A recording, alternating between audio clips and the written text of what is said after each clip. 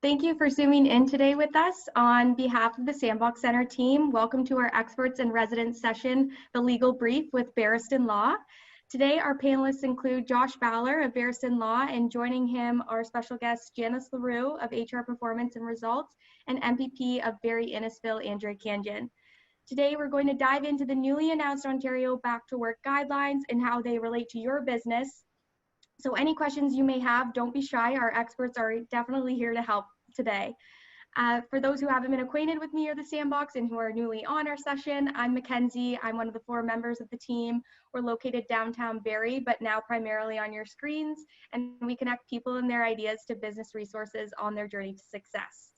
A couple quick housekeeping tips for the attendees on the session today. Attendees are muted as they come in, so we can't hear you, and we'll be taking questions throughout. So we really encourage you to use the Q&A feature at the bottom of the screen and not the chat, so we can keep all your questions organized, so we can answer all of your questions.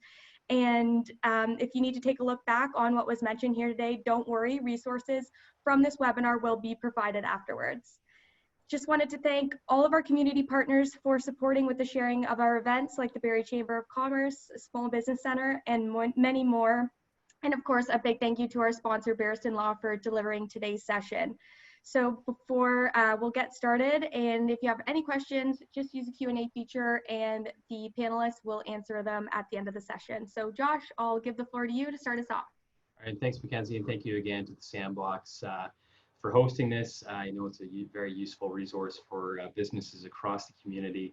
And it's a pleasure to be here today, shooting from Barriston, back in the office, talking about back to work guidelines. And it's an honor to have Andrea Khanjin, our MPP for Barrie-Innisfil, and Janice Leroux from HR Performance and Results. We've done quite a few of these now. We're starting to get the hang of the tech.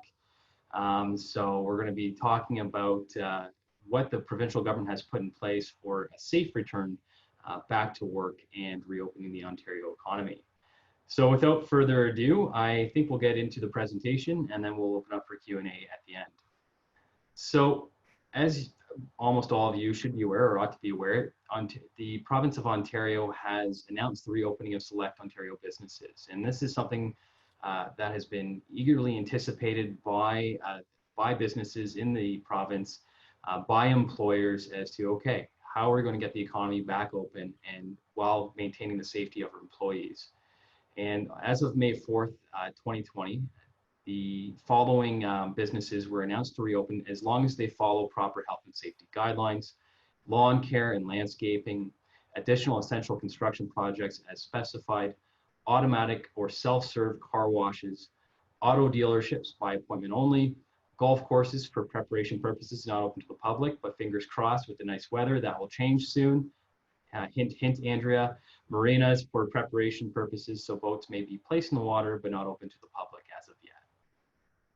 Garden centers and nurseries were allowed to reopen on May 8th, just in time for Mother's Day, as my mom kept reminding me. Hardware stores and safety supply stores were allowed to reopen on May 9th. As long as these businesses follow strict public health measures, people are now able to shop in store at these locations, similar as you would in a grocery store or pharmacy.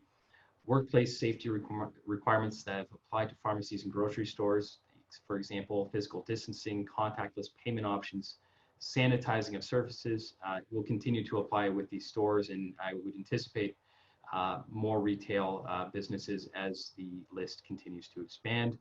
As of yesterday, May 11th, non-essential retail businesses with street entrances are allowed to reopen to offer curbside pickup and delivery.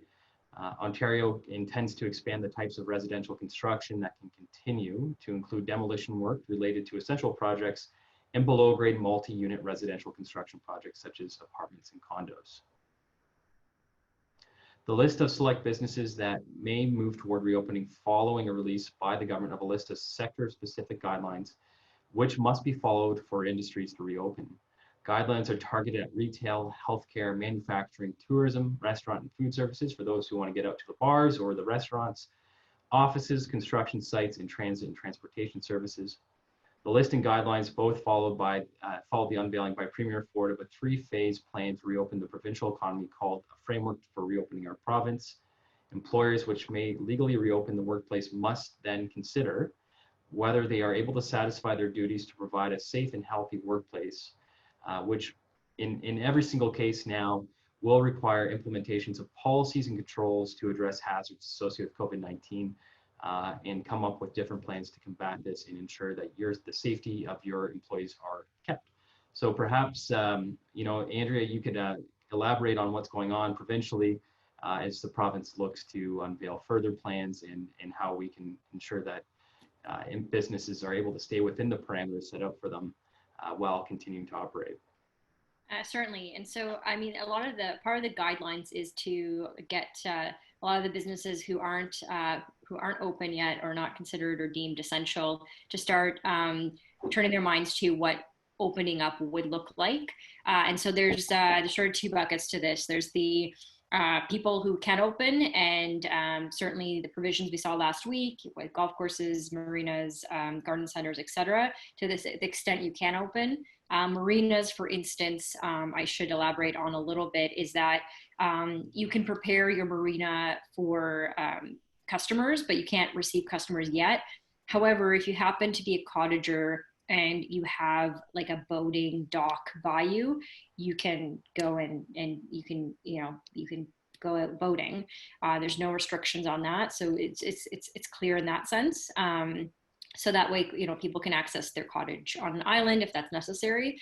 So that there's just a minor detail there. In terms of golf courses, they've always been able to maintain their lawn and their property. This just allows them to do extra things like prepare for if they need to do any more tech updates so that people can pay their fees electronically, that types of things.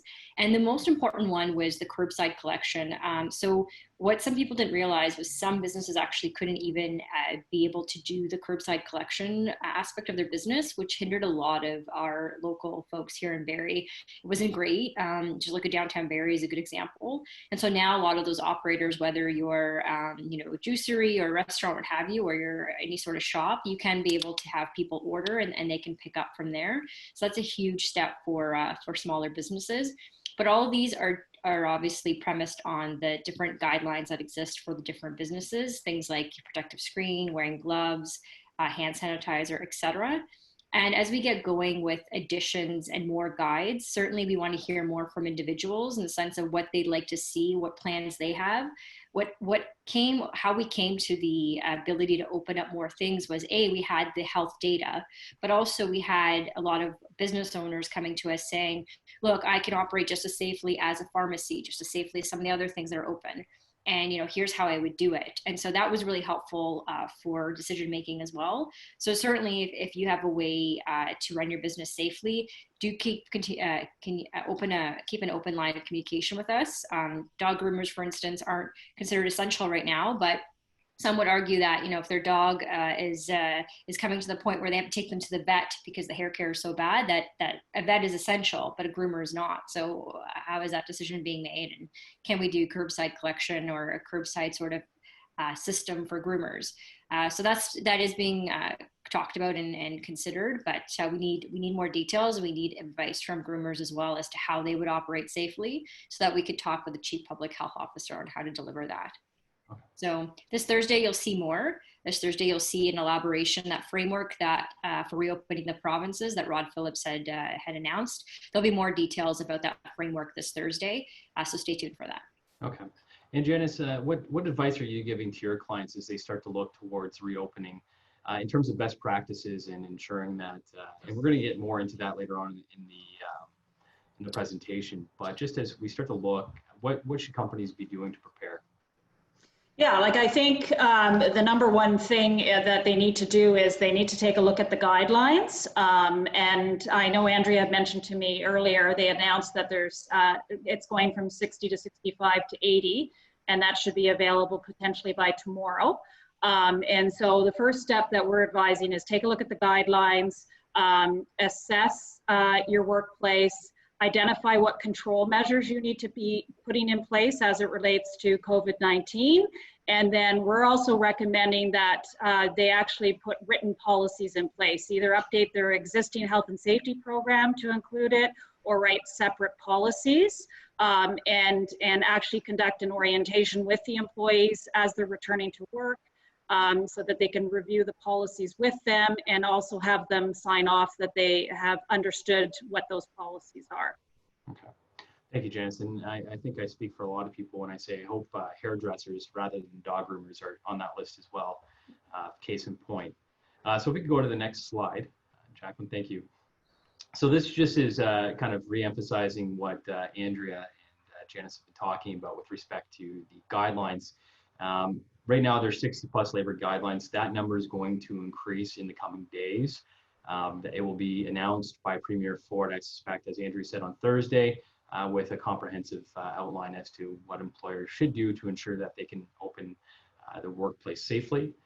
To assist with that, the province has hired 58 new inspectors in addition to the already hundreds that exist. Those inspectors will enforce the emergency measures, including physical distancing and closure of non-essential workplaces. The Ministry of Labor, Training and Skills Development has worked closely with 4 provincial health and safety associations to help set, communicate, and enforce the Occupational Health and Safety Act. So this is when a knowledge and an understanding of the OHSA is really important, especially during this time, so that you can help, you can ensure that your business is compliant with the legislation in place to protect your employees and your customers as well, and to ensure that you can continue to generate a profit or get back into business.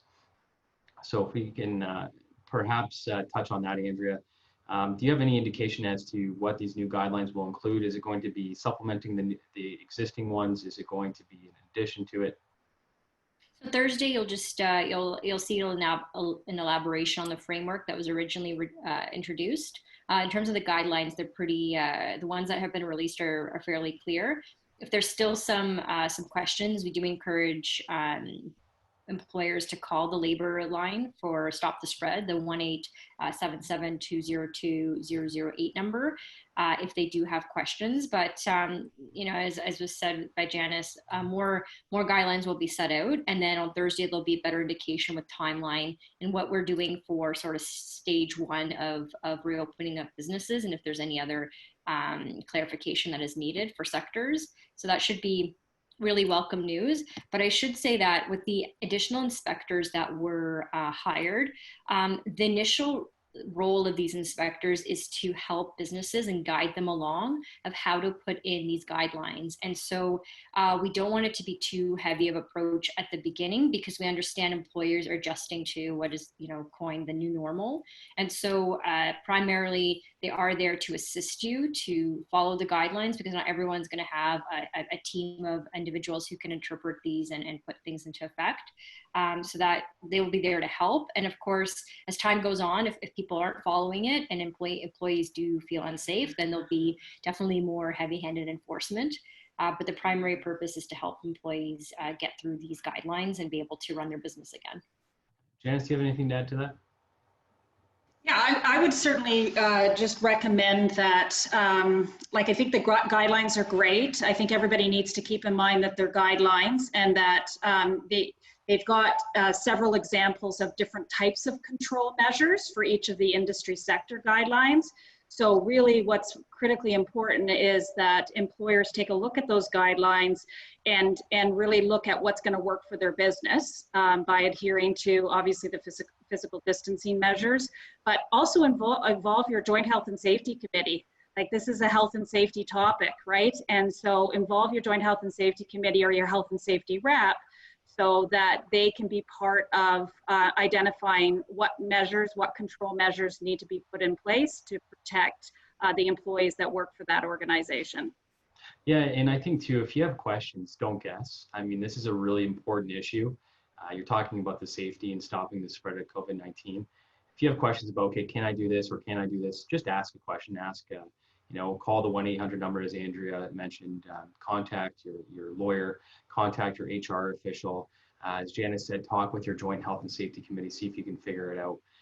But just make sure that you're communicating, you're asking questions, and you're ensuring that we're all doing our part to, even though we're opening up, we still need to do our part to stop the spread. So if we just go to the next slide, Jacqueline. So I want to next talk about best practices for all industries. So in addition to the technical sector guidance documents that we just discussed, the ministry has also prepared guidance notes for 5 key economic sectors: construction, food processing, restaurant and food services, agriculture, and manufacturing. All measures taken to prevent the spread of COVID-19 should be implemented in compliance with the requirements under the Occupational Health and Safety Act. So once again, an awareness of what your requirements are as an employer or as a business under that act is paramount, and associated regulations and public health directives issued by the Chief Medical Officer of Health. Best practices in the workplace include standard hygiene practices such as frequent hand washing, containing sneezes and coughs into a sleeve, avoid touching your face, stay home if sick and avoid contact with the sick, avoid high-touch areas, wear gloves where possible, wash clothes as soon as you get home, and avoid the workplace if you're ill. So, and that is going to lead us into a discussion about policies. But so the issue with right now what we're facing with the Occupational Health and Safety Act, even in the best of times, employers and businesses have an obligation under the OHSA to ensure that you're maintaining a safe and healthy environment for your employees. So by ensuring that employees are safe from hazards in the work environment. And what can happen is if an employee, like we've discussed in previous seminars, if they don't feel safe, they don't have to work if they reasonably believe that coming to work will endanger them. And COVID-19 may constitute, as we've seen, reasonable grounds for all but those whom it is a foreseeable risk reasonably associated with the job, so nurses, frontline workers. An employee's perception of risk is not always a reasonable cause for refusal, but it does warrant that initial stage under the OHSA, which is an investigation. And to satisfy your obligations, you have to ensure that you're performing your due diligence. So you demonstrate that on a balance of probabilities, so 50.1%, that the employer identified and addressed foreseeable concerns responsibly, and reasonableness depends on the information available to the employer and the gravity of the harm to be avoided. We've talked at length about this in previous webinars.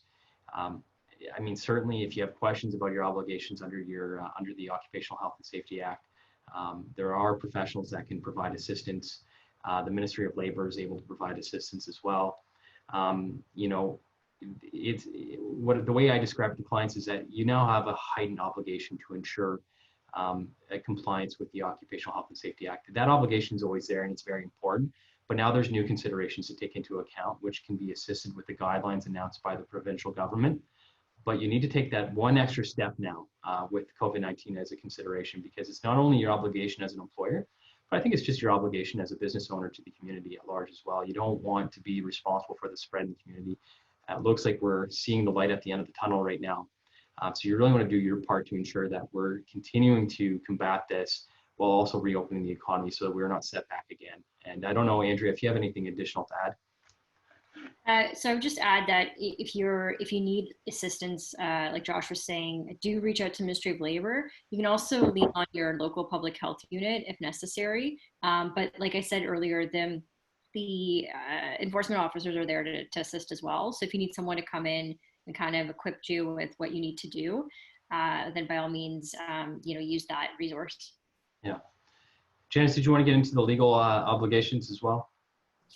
Yeah, sure. Just a couple of comments. I think one of the most critical responsibility under the Occupational Health and Safety Act is that all employers have to provide every reasonable precaution to protect employees.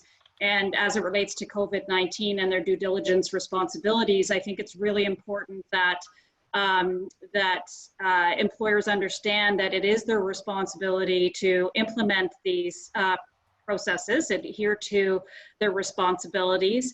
It's also very important for them to monitor it and to ensure that their employees are complying with it. So critically important from a due diligence perspective, and especially if anything escalates legally, they have to show and prove that they've actually got written procedures in place, they've communicated, they've trained, and that they're actually monitoring and enforcing it. So very important part of this too as well.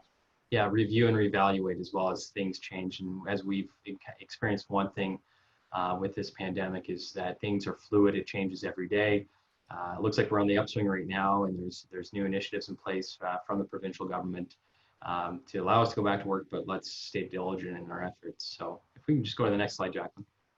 So COVID-19 policies, and that gets into what Janice was just mentioning now too. Employers must post and communicate COVID-19 policies outlining how workplaces will operate, including, but very important, not limited to, the sanitization of the workplace, how to report illnesses, how to ensure physical distancing, how work will be scheduled, and screening measures. So physical distancing in the workplace. There's lots of different options available to employers and businesses. One is considering minimizing the number of employees returning to the workplace or having it staggered out, and maintaining your work from home policies where possible. Minimize contact with customers, maintain a safe distance while handling goods and taking payments. You've seen at drive-thrus, there's the hockey stick method. That seems to be pretty effective. I've enjoyed it at least. Including minimizing, eliminating, and handling of cash and at-the-door payments. Control entry points, including for deliveries. Assign staff to ensure customers maintain distance in congested areas, such as entrance or checkouts. Add floor markings and barriers to manage traffic flow and distancing, and do not accept reusable bags or containers that can be handled by staff. You can also install barriers between cashiers and customers. So we've seen that at grocery stores with plexiglass or floor markings to maintain a 2-meter distance. You can stagger the start times or shifts or breaks. You can restrict the number of people on site and where they are assigned to work. You can control site movement by limiting potential for workers to gather, minimize the number of people using each piece of equipment where sharing is required, and ensure that the equipment is sanitized. Hold meetings in an outdoor or large space. That's a new initiative that we saw from Premier Ford a couple days ago. Limit unnecessary interaction between workers and with outside service providers. You can also adjust on-site and production schedules. So limit the number of workers to critical number by staggering work schedules. Consider job rotation. You can postpone projects and tasks that don't need to be done now. Reschedule unnecessary visits to the workplace by supply chain partners, vendors, or others. Ensure sanitation of sites and workspaces, which should be one of the utmost priorities, especially on construction sites. Carry out site planning to facilitate appropriate physical distancing between workers. Establish rules for any work that requires workers within 2 meters of each other, which could include full PPE. You can offer worksite mobility and transportation, including hoist operations. Provide, for sanitation, provide access to soap and water or alcohol-based hand sanitizer. Ensure that it's just placed around, if you're in an office, placed around the office. If it's in your retail, placed around the store, so that way your employees can have quick and easy access to it. Provide cashiers, drive-through operators, delivery staff, and other customer-facing staff with hand sanitizer for their use only. That's really important as well. Have all employers and visitors wash their hands before entering the workplace and after contact with surfaces others have touched. Include hand washing before breaks and at shift changes. Provide a safe place for customers to dispose of used sanitizing wipes and PPE. Clean washroom facilities. Sanitize commonly touched surfaces, areas, and shared equipment. Post the hygiene instructions in French or English in the majority workplace language. Introduce more fresh air by increasing the ventilation system's air intake or opening doors and windows. I know here at Barriston we've opened all doors so that way you don't have to touch them. You don't have to, it allows for better airflow. And avoid central recirculation where possible. Minimize shaking and disturbance of dirty uniforms and laundry if possible. Use warmest appropriate water setting for washing laundry and drying completely. Clean and disinfect hampers, other carts for transporting laundry and sanitation equipment. Replace dry dusting with vacuuming or wet wiping to better control the cleanup. Enforce rigorous use of sanitation protocols such as use of footwear cleaning, boot buddies or boot sanitizing trays. Consider a captive boot PPE program to limit this equipment's use outside the production or processing environment. So those are some of the different policies that you can implement, and you need to communicate these to your employees and enforce them and monitor them as well. Stay in tune with what your public health official is saying with respect to updated best practices. Stay tuned to what the Premier and the provincial government are saying about updated health and safety guidelines. And then, just communicate with your health and safety committee, communicate with your workforce, and just ensure that they're aware of the risk and that they're aware of what's expected of them to come back to the workplace, so that you can ensure not only your employees, but your customers are protected. So we'll just jump into some supplementary stuff with Andrea and then perhaps Janice as well. Great. So I would just say, so some of the concerns I've heard quite a bit about is the securing of the supplies. And so whether or not the government is going to help subsidize any of the supply or the equipment, what's in there for employers. And so, simply, we already provided during the economic statement the $17 billion package, 10 of which was directed for small businesses. So right now there is no there's no mechanism to sort of help employees with protective equipment. So we've been focusing on the guidelines. What we have talked about is a lot of employers just don't know where to go. Their supply chains no longer carry the surgical masks or gloves, what have you. And so we are working on a mechanism where, to show you the different suppliers that you could potentially reach out to order these types of things, to help you with that. There's certainly not a government endorsement, but to kind of help you secure some of those supplies. So that is a portal that's being worked on, but isn't launched and is not available quite yet. But certainly those are the questions, and a lot of it's reaching out to your local community. We've seen a lot of people step up to make hand sanitizer. There's a lot of people ordering gloves and whatnot, and so the ability to do that. But you as an employer, as long as you're keeping your employees safe and there's sort of a way to either constantly wash your hands or protect your hands somehow, or have screens up, certainly you're doing your part to keep your employees safe. And then if you have any concerns, again, use the labor line or go to your committee or your representative on the various parts of the Occupational Standards and Health Act. Just to add to that, I think it's important that everyone also actually even conducts a refresher for Workplace Hazardous Materials Information System, so WHMIS, as it's known by. And the reason for that is because employers are now introducing the usage of more disinfectants within the workplace, more chemicals. They may be requiring employees to be using those chemicals to wipe door handles or their desks down. And it's critically important that employees have a good understanding of the types of chemicals they're using and what type of safety precautions they need to have in place. Another really important legal obligation that all employers have under the Occupational Health and Safety Act is to train employees on the use and care of personal protective equipment. And we're getting a lot of questions right now around reusing masks, reusing gloves. And the biggest recommendation is take a look at the manufacturing instructions, right? And talk to your supplier, because if you're requiring your employee to wear a mask, then if it's a one-use mask, then they should be disposing of it afterwards, so that you don't create another hazard by introducing these additional measures. So it's really, I think, critically important for everybody to look at it from that perspective as well. Yeah. And it's really important too that you remain, and I've said this numerous times throughout this webinar, but I'm going to repeat it again because I think it bears repeating.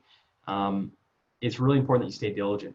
These issues have not been tested by the Labor Board. These issues have not been tested by the courts with respect to ensuring and what is considered to be a reasonable effort to maintain a healthy and safe work environment under the OHSA and the obligations that are set out by the provincial government. These are going to be tested eventually. There are going to be, unfortunately, businesses that don't ask the right questions, that don't look at all the necessary things that they need to look at when they reopen. And just ensure that you're asking questions from your representative or from the health associations or from the labor Ministry of Labor, that you're looking at critically at your policies for reintegrating employees back into the workforce.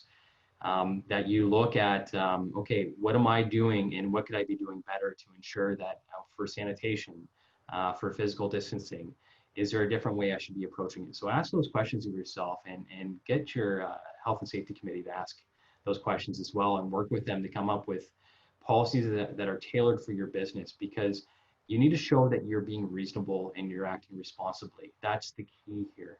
Are you doing everything that's reasonable and within your power to do so? Obviously, things could happen that are outside of your power and control, but it's really important that you take all those steps that are within your power and control to avoid an outbreak with your organization or amongst your customers or your employees. So just ask those questions, work with your health and safety committee, work with the public health authorities, and work with the Ministry of Labor just to utilize the resources that are available to you to ensure that you're doing everything you can to stay compliant with the regulations and obligations that you have as an employer or as a business. So with that being said, just want to get into a couple concluding remarks, and then we'll open it up for questions. I see we have about 20 minutes left. If an employer is advised that a worker has tested positive for COVID-19 due to exposure at the workplace, or that a claim has been filed with a WSIB, the employer must notify the following organizations: the Ministry of Labor, Training and Skills Development in writing within 4 days, the Workplace Joint Health and Safety Committee or a health and safety representative for that employer, and if applicable, a trade union. You also have to track and monitor your workforce. If an employee tests positive for COVID-19, the local public health unit will ask employers for information regarding where the employee worked and contact information for other employees who may have been exposed. Now, this is getting a little bit dicey because you have a duty of privacy and your employees have a reasonable expectation of privacy. But with that being said, contact tracing right now is one of the highest priorities for the province and for the public health officials. So there are going to be exceptions made. You just need to ensure you're disclosing the minimal amount required, while also ensuring that you're staying compliant with the regulations and expectations of you from the government. So I don't know if there's anything else, but maybe perhaps Andrea, you can provide a couple of concluding remarks followed by Janice as well. Sure. I'll just say that if anyone is wondering like what the what the stats are around inspections that have been completed and how that looks like from the provincial lens, I'll say that right now the ministry inspectors have completed since April 28th 4,784 workplace inspections and investigations. They've issued 1,584 orders. That includes 18 stop work orders related to COVID-19. So that shows you that, I mean, obviously there's been some understanding of working with employers, but when people are breaking the rules and they're not following either guidelines or anything, those stop orders are being issued.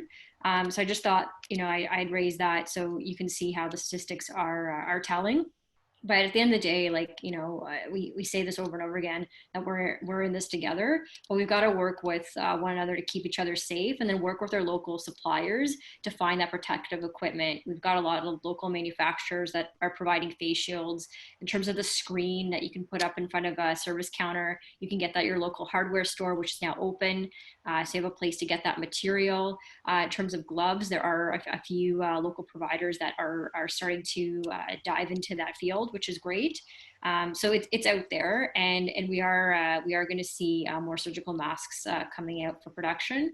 So we're getting there, and so I'd say that if any employers have hesitation in terms of being able to access the supply, we too are working on that issue at the provincial level. And so we're trying to get Ontarians more confident that we can get more supply and get it produced here. So that's going to be a big deal for employers, so that that you can secure any of those materials that you may need. Janice? Yeah, I guess just my closing remarks would be, as it relates to, I understand and appreciate how overwhelming this is for everyone, and especially for employers. They're trying to get their businesses reopened. They're trying to, get the revenue flowing into their businesses to keep people on payroll. And in many ways, this seems like just an extra kind of burden that they have to deal with. But I would really encourage everyone just to really think about it, take it one step at a time.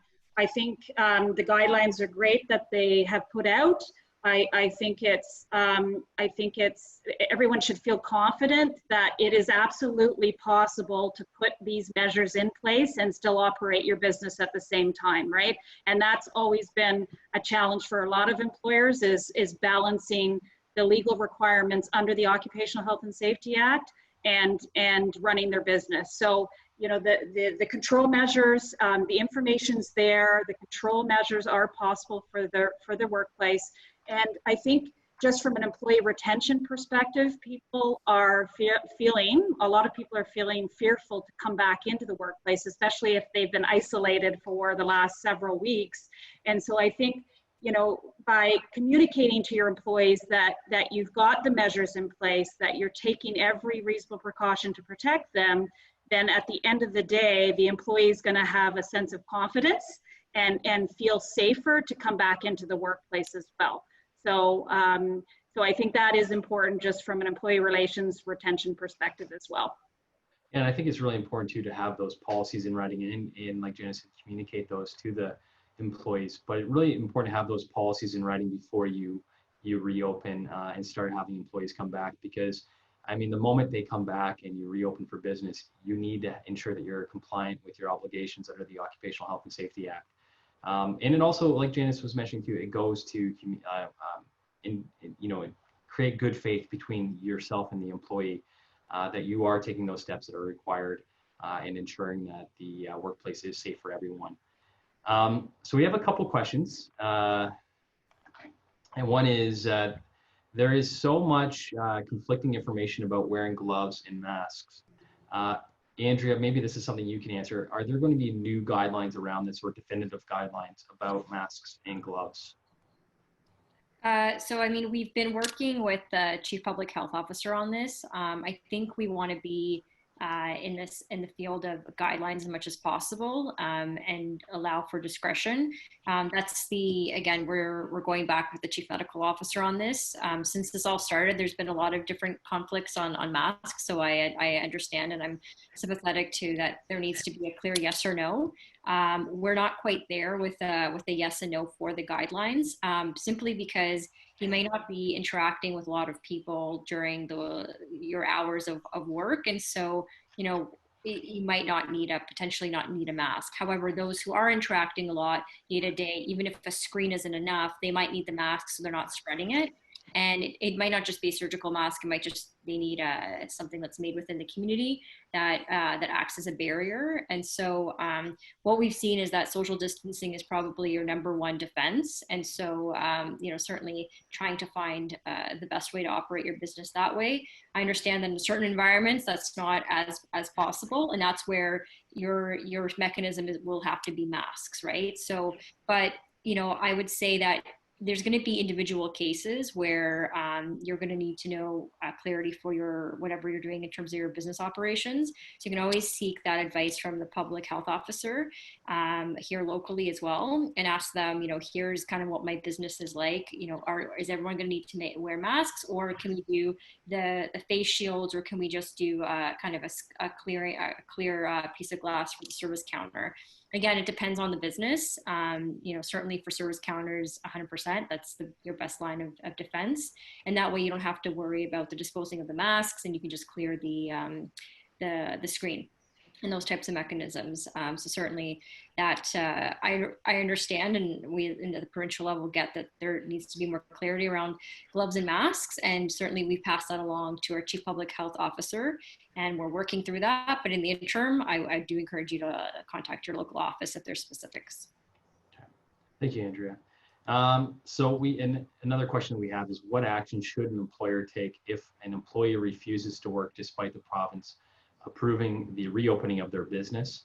I think first and foremost, I'm going to touch on this a little bit and then open it up to Andrea and Janice. But I mean, like we've talked about all along, communication is key and essential in this.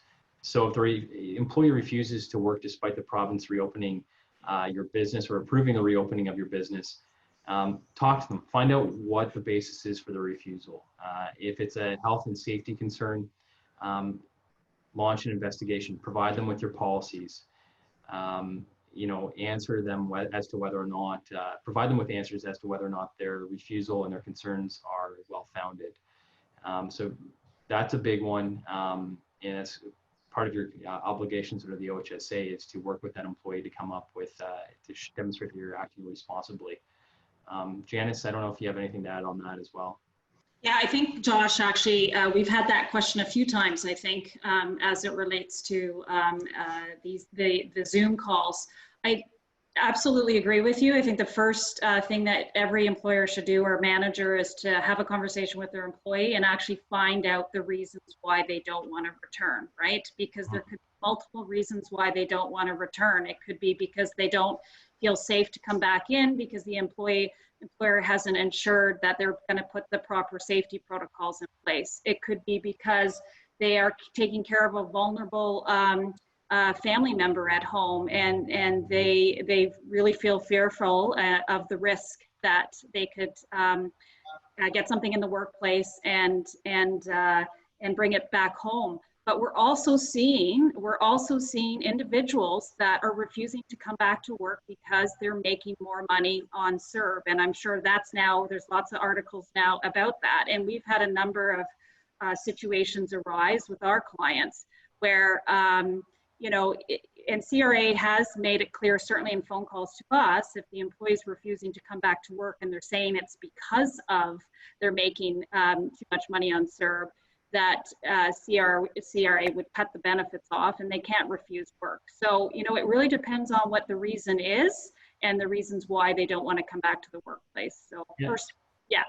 Yeah, no, and that's great, Janice. And I've been hearing cases of that as well. And, if there's not a legal basis or a legitimate concern with respect to their health and safety and returning to the workplace, and they just want to continue making more money on CERB, and they refuse to attend work on that basis, then there's other options that you have as an employer, such as, taking the position that they've resigned or abandoned their workplace, and therefore that could lead to termination. Every case is going to be unique and dependent on a unique set of factors that will have to be discussed in consultation with an HR professional or your HR team or legal representation. So perhaps this one, I'll try and answer this one a little bit, but I think it's going to come to you, Andrea, is what if you're legally allowed to reopen, but don't feel confident in your ability, financially or otherwise, to put in place appropriate safety measures? Unfortunately, and I don't mean to sound blunt, but you'll have to. If you want to reopen for business, you have to ensure that you are at a bare minimum compliant with your obligations under the Occupational Health and Safety Act, as well as the new guidelines that were introduced by Premier Ford last week with respect to reopening. To do so otherwise would invite significant liability. I know as an employer and as a business, if someone got sick or injured on the workforce or at the site. So you need to ensure that you're continuing to comply with your obligations under the OHSA and the guidelines. But Andrea, perhaps there might be, if it's a financial consideration, is there any funding for small businesses or any contemplation on that right now, or is that more of a federal question? In terms of the direct monies in hand, it would be more federal. We're doing a lot of the deferrals, but under the Emergency Act that we passed, we can't compel you to open. So even if, like you were saying, as a province, we've said that you can now open your doors, but you feel that you can't, the government can't compel you to open. So certainly that's your choice.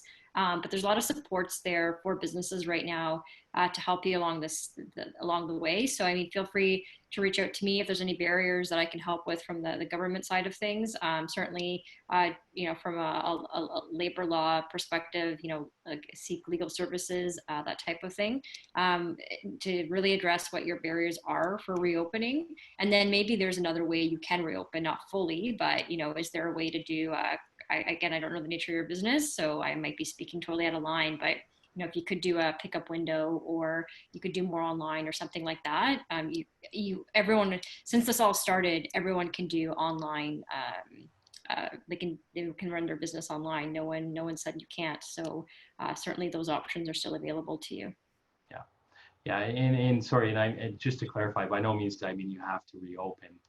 You just have to ensure that if you do want to, and that's what you want to do, but you don't implement the safety guidelines, you don't really have a choice. You have to choose whether or not you're going to offer an alternative accommodation, stay closed, or comply with regulations. And Janice, I don't know if you have anything you would like to add to that. I think that's good, Josh. Okay, just keeping in mind, we have about 10 minutes left. So another question we have, and Janice, this will go to you. What should an employer do if an employer reports symptoms consistent with COVID, but then advises shortly thereafter that they're feeling better?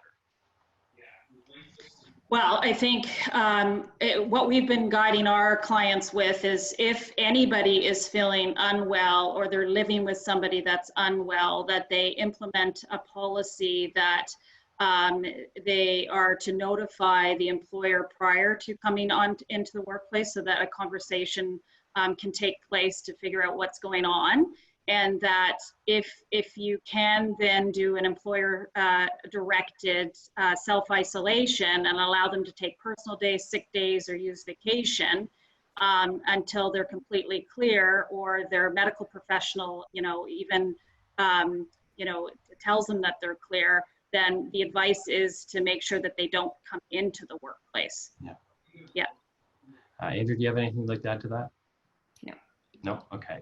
And just to add to Janice's point too, if they do test positive, just to go back to our earlier slides, there are certain departments like the Ministry of Labor that you have to communicate with as soon as that happens, as well as the local health authorities to prevent contact tracing. So, but if they say that they're feeling better, they're, like Janice said, ensure that you have policies in place that deal with these situations.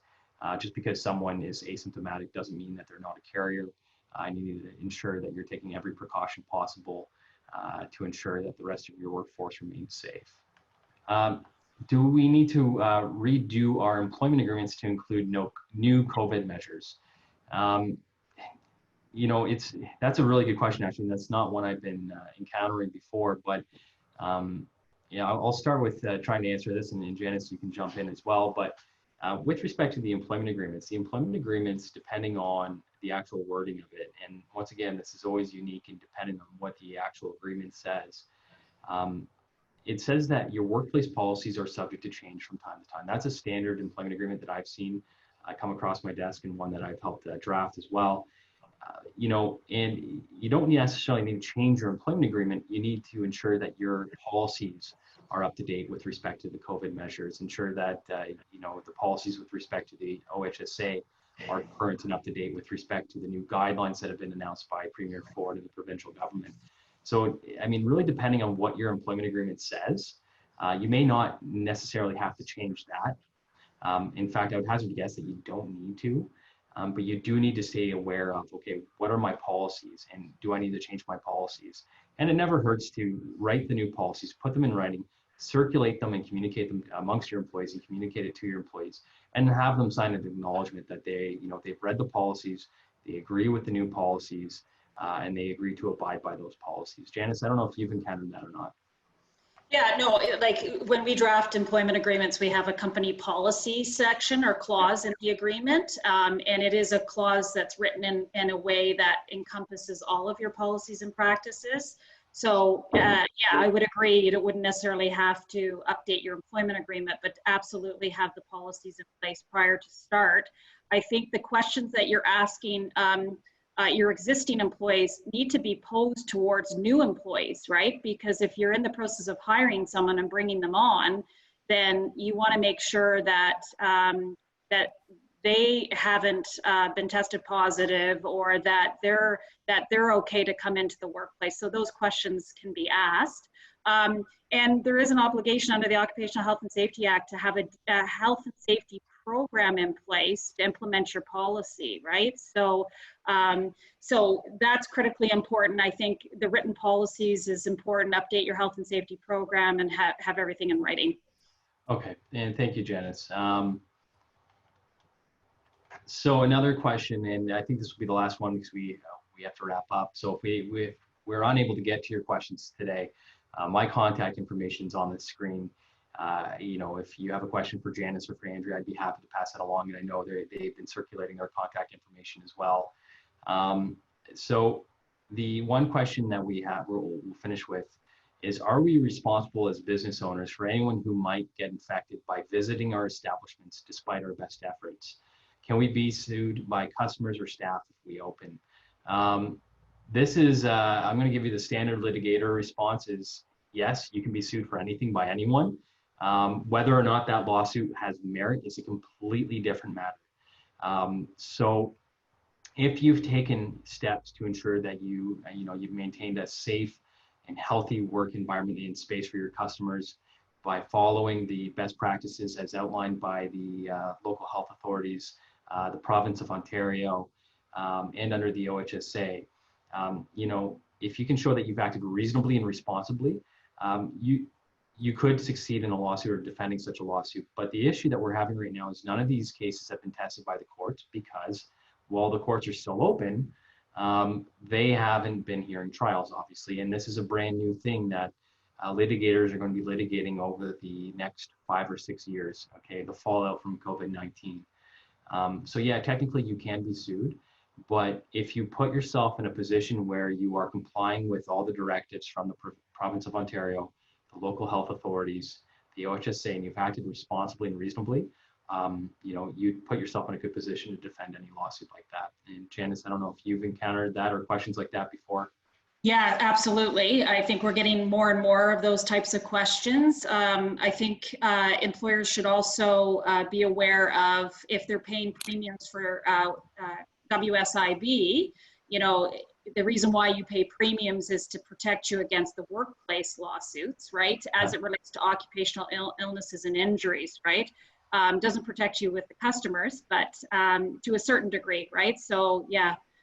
I guess we'll have to see as this all evolves and we come through this situation, if there is going to be any kind of precedent-setting cases in the courts. Yeah, and if you do, and you know, depending on your insurance policy and your riders too, it may be something that's included in your business insurance, but it really depends on the facts and your policy that's in place. So if you have further questions on that, we'd be happy to help and answer those. How are we doing for time? So I think it's just about that time. So I just want to thank Andrea and Janice for joining us today. Andrea, it's great to see that the province is providing that framework for reopening the economy and allowing businesses to get back up and running. We'll stay tuned for Thursday. So really appreciate you coming on as always and sharing your insight and what's going on provincially. Janice, thanks again for your insight. It's always, I think we were just on 5 days ago on Thursday or something like that. So it's always a pleasure talking with you and hearing about your insights and what's going on. If we didn't get to your questions today, I do apologize. Like I said, my contact information is on there. I'd be happy to discuss any questions that you have. And thank you again to the Sandbox for hosting us and putting this on. It's hopefully the light at the end of the tunnel and we can talk about something else in the coming weeks. But thank you again, Mackenzie.